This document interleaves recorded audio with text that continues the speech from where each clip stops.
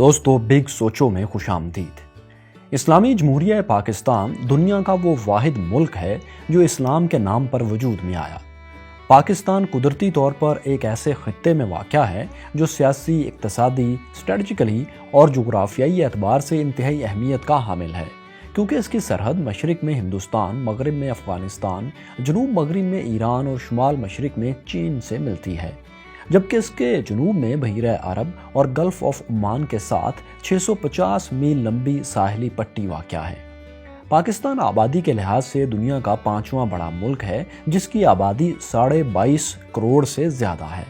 اگر مسلم دنیا کی بات کی جائے تو پاکستان دنیا کا دوسرا سب سے بڑا مسلم آبادی والا ملک ہے۔ اس ویڈیو میں ہم آپ کو پاکستان کے دیگر دلچسپ حقائق کے بارے میں دکھائیں گے۔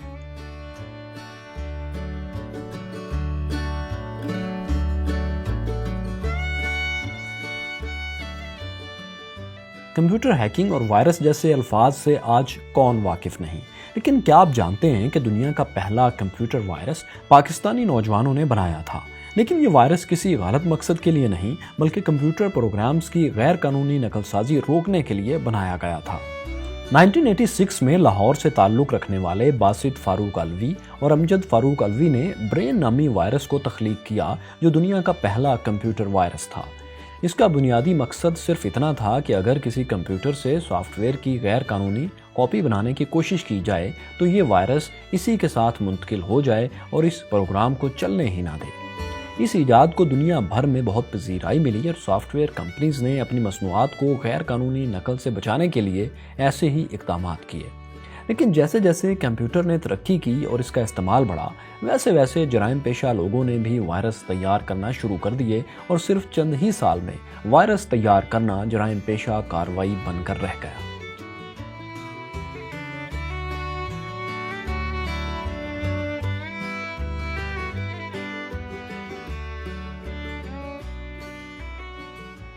دوستو، دنیا کے سب سے کم عمر سول جج کا تعلق پاکستان سے ہے۔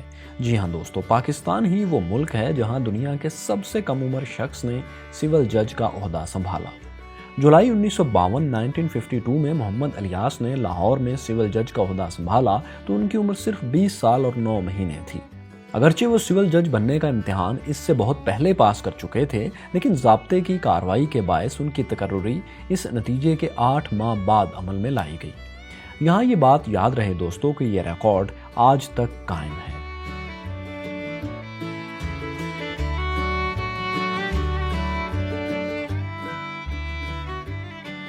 ڈاکٹر نعیم تاج نے ایک بار نہیں بلکہ 2 بار ایسے زبردست کارنامے سر انجام دیے جس سے نہ صرف دنیا حیران ہوئی بلکہ دونوں مرتبہ ان کا نام Guinness book of world record میں شامل کیا گیا۔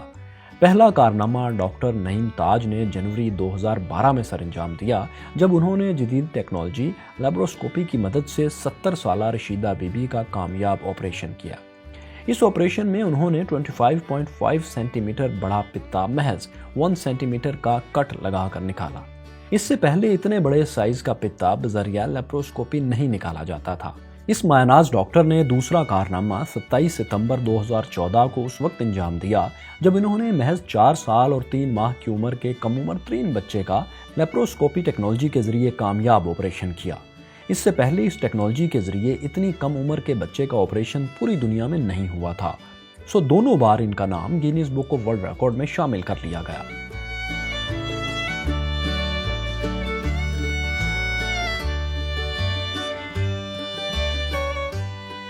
1935 میں گلگت کے علاقے شندور ٹاپ میں، جسے روف آف دا ورلڈ بھی کہا جاتا ہے، وہاں کی اہم شخصیت نیت قبول حیات کاکا خیل نے برطانوی political agent major E H Cobb کے حکم پر شندور میں سطح سمندر سے 12,200 فٹ کی بلندی پر ایک شاندار پولو گراؤنڈ تعمیر کیا۔ اس پولو گراؤنڈ کو ماس جنالی کا نام دیا گیا، جس کے معنی چاندنی رات میں کھیلنے کی جگہ کے ہیں۔ یہ دنیا کا سب سے بلند پولو گراؤنڈ ہے۔ 1936 سے یہاں روایتی پولو فیسٹیول کا انعقاد کیا جا رہا ہے۔ یہاں ہر سال موسم گرما میں گلگت اور چترال کی ٹیموں کے درمیان پولو کا ٹورنامنٹ کھیلا جاتا ہے اور دنیا بھر سے لوگ یہاں یہ میچز دیکھنے آتے ہیں۔ یہاں کھیلے جانے والے پولو گیم کا ورژن سب سے خالص سمجھا جاتا ہے، جسے فری سٹائل پولو کہتے ہیں۔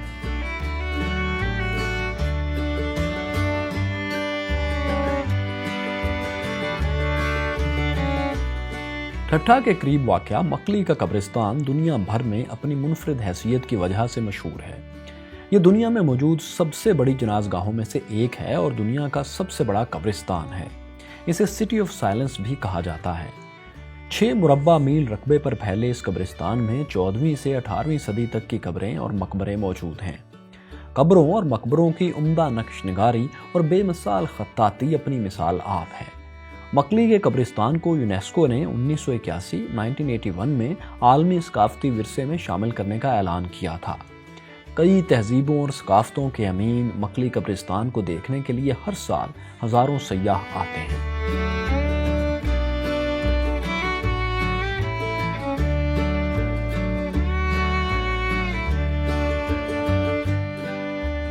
دور حاضر میں ہاکی کے میدان میں پاکستانی ٹیم کی کارکردگی قابل ذکر نہیں ہے، لیکن دوستو حقیقت یہ ہے کہ ماضی میں قومی ٹیم نے اس کھیل میں راج کیا ہے اور سب سے زیادہ عالمی مقابلے جیتنے کا اعزاز بھی اسی ٹیم کے پاس ہے۔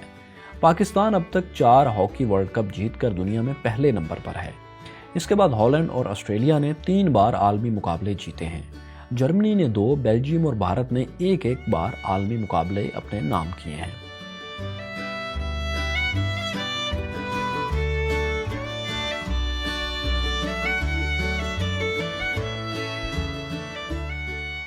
ڈولفنز کی ایک ایسی قسم ہے جو صرف دریائے سندھ میں پائی جاتی ہے، جسے نابینا ڈولفن کہتے ہیں۔ مقامی زبان میں اسے بھلن کہا جاتا ہے۔ 19ویں صدی تک بھلن 3000 کلومیٹر طویل دریائے سندھ میں ہر جگہ موجود تھی، لیکن ڈیمز اور بیراجوں کی تعمیر کی بدولت پانی کی کمی کے سبب اب یہ صرف دریا کے 1300 کلومیٹر یعنی جنوبی پنجاب اور بالائی سندھ میں ہی پائی جاتی ہے۔ دریائے سندھ میں پائی جانے والی ڈولفن کی یہ قسم بنیادی طور پر نابینا ہوتی ہے، لیکن یہ روشنی اور آواز کے ذریعے اپنے راستے اور شکار کا انتخاب کرتی ہے۔ حکومت کی عدم توجہی اور کچھ لوگوں میں اس حوالے سے شعور کی کمی کی وجہ سے ان کی تعداد کم ہو رہی ہے۔ یہی وجہ ہے کہ جنگلی حیات کے عالمی ادارے ورلڈ وائلڈ لائف نے اسے تیزی سے معدوم ہونے والے جانوروں کی فہرست میں شامل کر رکھا ہے۔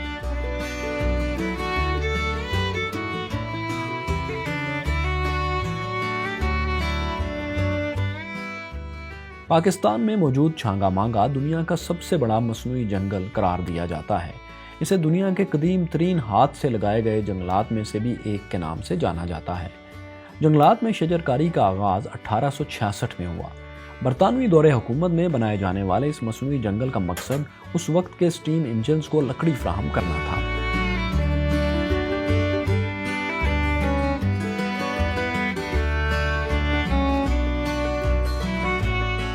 گوادر کی بندرگاہ دنیا کی سب سے گہری بندرگاہ ہے، جو پاکستان کے صوبے بلوچستان میں بحیرہ عرب پر واقع ہے۔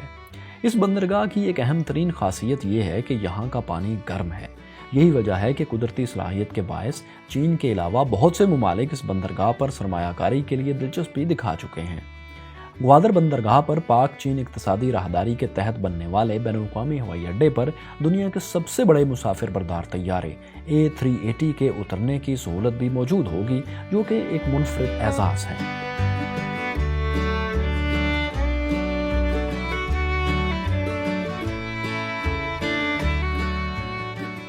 بلند ترین پہاڑوں اور دشوار گزار راستوں پر تعمیر ہونے والے کراکرم ہائی وے کو دنیا کی سب سے طویل پختہ سڑک ہونے کا اعزاز حاصل ہے۔ 8واں عجوبہ کہلائے جانے والی کراکرم ہائی وے پاکستان سے چین تک پھیلی ہوئی ہے۔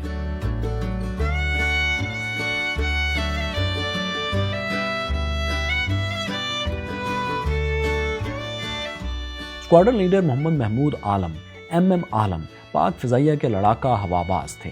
MM عالم کو 1965 کی جنگ کے حوالے سے ہمیشہ یاد رکھا جائے گا، جب انہوں نے 1 منٹ سے بھی کم وقت میں بھارت کے 5 ہنٹر جنگی طیارے مار گرانے کا دعویٰ کیا اور اس کے باعث انہیں بہت شہرت ملی۔ MM عالم کا یہ کارنامہ نہ صرف پاک فضائیہ کی تاریخ میں ایک سنہرا باب سمجھا جاتا ہے، بلکہ جنگی ہوابازی کی تاریخ کا بھی ایک ریکارڈ ہے۔ ان کی بہادری کو سراہتے ہوئے حکومت پاکستان نے انہیں ستارہ جرأت سے بھی نوازا تھا۔ یاد رہے کہ یہ ریکارڈ عالمی ریکارڈز میں شامل نہیں ہے۔